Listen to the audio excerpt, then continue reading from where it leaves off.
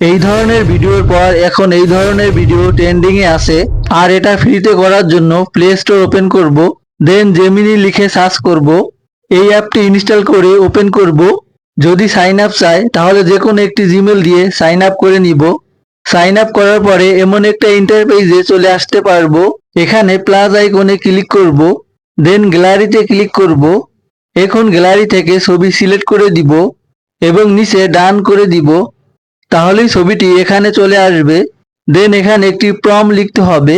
প্রম্পটটি আমার লেখা আছে, আমি এখানে প্রম্পটটি পেস্ট করে দিব। আর আপনার এই প্রম্পটটি ভিডিও ডেসক্রিপশনে পেয়ে যাবেন।